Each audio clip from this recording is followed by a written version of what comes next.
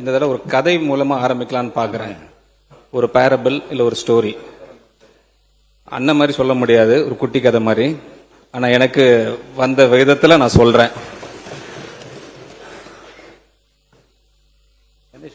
அடுத்த இந்த தேசத்தை ஆளப்போவது யார் என்று ஒரு போட்டியை வைத்திருக்கிறார்கள் ஒரு பெரியவர். அதுக்கு நிறைய இளைஞர்களை இன்வைட் பண்ணியிருக்காங்க. எல்லாம் வந்த ஒரு பெரியவர்கிட்ட வந்து விதிமுறைகள்லாம் கேட்ட பிறகு அந்த பெரியவர் எல்லாருக்கும் ஒரு விதையை கொடுத்தார். விதையை கொடுத்துட்டு நீங்க ஒரு 3 மாதம் கழித்து இந்த விதையை நல்லா வளர்த்துட்டு பிளான்ஸா நல்ல பூகளா வளர்த்துட்டு நீங்க வாங்கன்னு அமைச்சிட்டு இருக்காரு. 3 மாசம் முடிஞ்சு அந்த எல்லா இளைஞர்களும் வந்தாங்க. நல்ல செடியெல்லாம் நல்லா வளர்ந்து பூக்கள்லாம் நல்லா வளர்ந்து அந்த பெரியவர்கிட்ட வந்து நின்னாங்க. ஆனா ஒருத்தர் மட்டும் ஒண்ணுமே அந்த வளர முடியாத நிலையில அந்த பாட்டை கொண்டு வந்து கொடுக்குறாரு. அதை பார்த்து நிறைய பேர் சிரிக்கிறாங்க, நகைக்கிறாங்க. அப்போ வந்து அந்த பெரியவர் சொல்றாரு, இவர் தான் வெற்றி பெற்றார் என்று சொல்றாரு. அப்ப எல்லாருக்கும் ஒரு பெரிய கேள்விக்குறியா இருக்கு. இது எப்படி சாத்தியம்?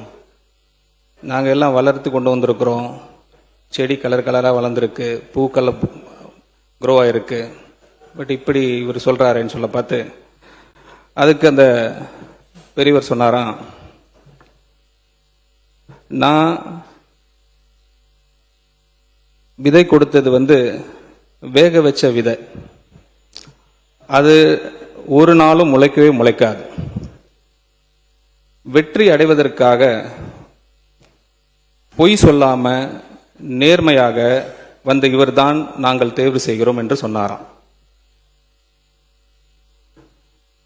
வெற்றி அடைவதற்காக பொய் சொல்லாம குறுக்கு வழியை கடைப்பிடிக்காம நேர்மையாக இருந்தால் எல்லாம் இங்கே சாத்தியம் என்பதற்கு எங்க தலைவரை சாட்சி.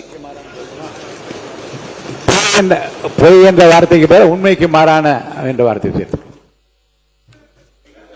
ஓகே, உண்மைக்கு மாறாம. சாரி.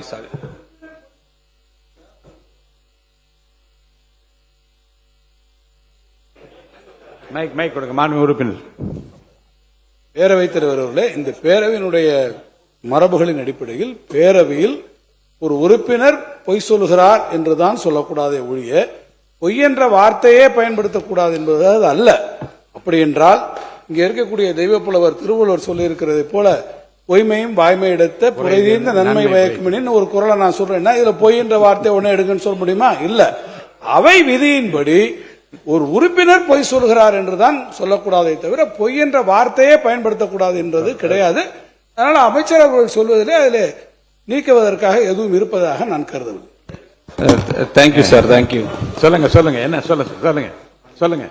மாண்புமிகு முன்னாள் முதலமைச்சர் எடப்பாடி பழனிசாமி. மாண்புமிகு பேரவைத் தலைவர்களே, கடந்த காலத்தில் எடுத்து பார்த்தீங்கன்னா பொய் என்ற சொல் அவையில இருக்கக்கூடாது என்பதற்காக உண்மைக்கு மாறாக என்ற சொல்ல பயன்படுத்தணும்.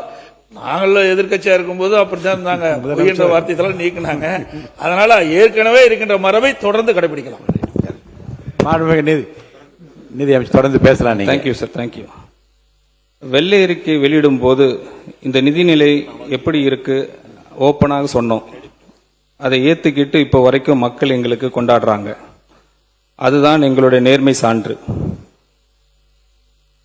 அன்னைக்கும் நாங்க பொய் சொல்லக்கூடாதுன்னு சொல்றாங்க இல்லையா, சொல்லக்கூடாது. உண்மைக்கு மாறாம சொல்லல. இன்னைக்கு நாங்க அதை சொல்லல, என்னைக்கும் நாங்க அதை சொல்ல மாட்டோம். எங்க தலைவர் எங்களுக்கு சொல்லிக் கொடுத்த பாடம் இது.